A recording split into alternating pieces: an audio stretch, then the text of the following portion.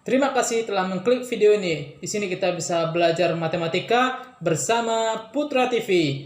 Jangan lupa subscribe, like, dan share ke teman-temannya agar bisa kita saling berbagi video. Selamat menonton.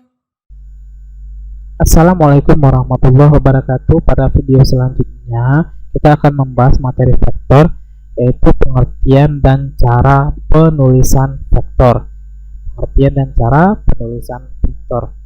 Yang pertama kita pahami dulu pengertian dari vektor.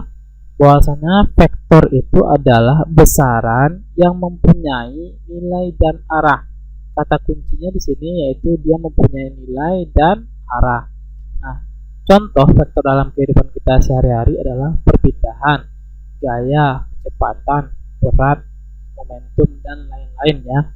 Nah, sekarang kita coba pahami kenapa jarak tidak termasuk ke dalam vektor sedangkan perpindahan masuk ke dalam vektor. Kita pahami ilustrasi berikut ini. Ada sebuah tempat, yaitu kita misalkan tempat A dan tempat B dengan jaraknya adalah 20 meter. Seseorang berjalan dari A menuju B. Nah, jadi jarak yang dia tempuh adalah 20 meter ya. Lalu dari B ke C dengan jarak 8 meter. Jadi seseorang yang sudah berada di B tadi melanjutkan perjalanannya ke C ya, yaitu sejauh 8 meter.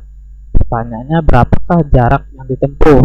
Nah, jarak yang ditempuh berarti jarak AB ditambah jarak BC ya. Sehingga jarak yang dia tempuh adalah 20 meter ditambah dengan 8 meter. Sehingga jawabannya adalah 28 meter. Nah, sekarang kita mencari perpindahan.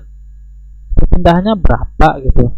Nah, perpindahannya berarti AB ditambah BC ya kan. Nah, AB jaraknya adalah 20 meter ditambah BC karena dia berlawanan arah, berarti yaitu A ke B ke kanan, sedangkan B ke C adalah ke kiri ya, ke kiri. Sehingga dia memperhatikan arah, yaitu min, kita tulis tambah min 8 meter. Sehingga perpindahannya adalah 12 meter. Nah, jarak di sini dia tidak memiliki arah, tidak ditentukan oleh arah, sedangkan perpindahan sangat ditentukan dengan arah, yaitu di sini kita misalkan arah ke kiri dengan tanda negatif. Nah, sehingga perpindahan masuk ke dalam vektor, sedangkan jarak tidak termasuk ke dalam vektor. Karena vektor itu dia harus mempunyai dua nilai, yaitu nilai dan arah. Nah, selanjutnya begitu juga dengan gaya. Umpamanya seseorang mendorong meja dengan gaya yaitu 120 meter. Berarti dia mendorong ke arah kanan ya, Lalu di arah yang berlawanan datang seseorang dengan mendorong atau memberikan gaya ke arah yang berlawanan, yaitu ke kiri dengan gaya sebesar 100 Newton. Nah, kira-kira pergeserannya kemana?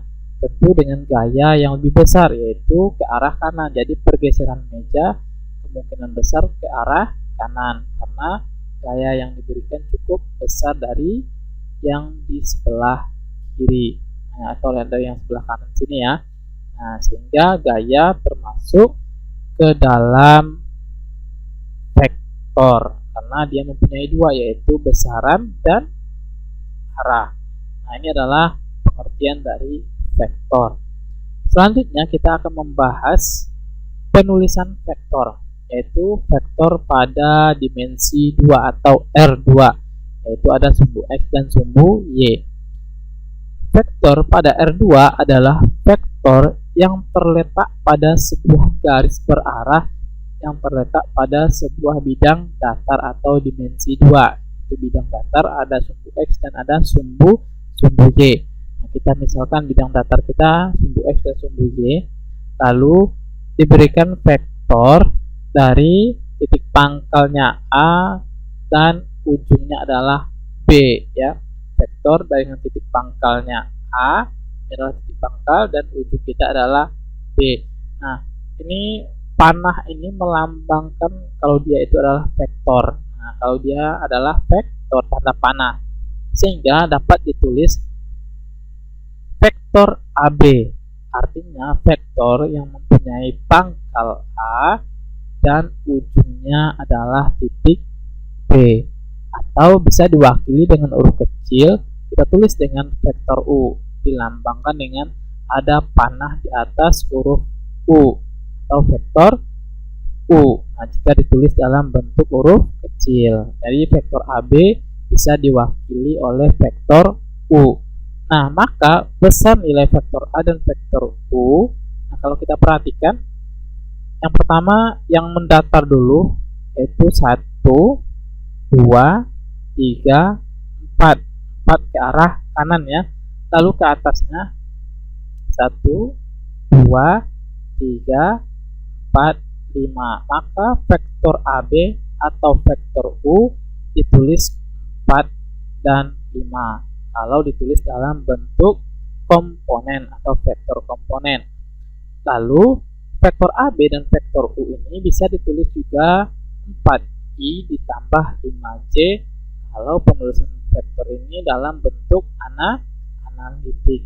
Nah, ini adalah penulisan vektor dalam bentuk analitik. Nah, kita misalkan yang kedua. Nah, ini ya. Nah, pertama kita cari nilai yang mendatar dulu, arahnya ke kiri ya. Ini ujung pangkalnya berarti 1, 2, 3. Nah, berarti min 3 karena arahnya ke kiri. Lalu yang ke bawah, karena arahnya ke bawah, berarti ini juga min, yaitu 1, 2, 3, 4, 5. Berarti min 5. Nah, kita misalkan ini adalah vektor V. Maka nilai vektor V sama dengan min 3, min 5. Nah, ini adalah penulisan vektor dalam bentuk komponen. Lalu dalam bentuk analitiknya adalah min 5i dikurang min 5j. Nah, ini adalah bentuk atau cara penulisan vektor. Sehingga dapat kita simpulkan vektor AB nilainya sama dengan vektor U, maka nilainya sama dengan x, y atau xi ditambah yj, di mana vektor AB nilainya sama dengan b dikurang a. Nah, ini adalah bentuk atau cara penulisan vektor pada dimensi atau R2. Nah, selanjutnya yang ketiga, vektor pada ruang 3 atau dimensi 3.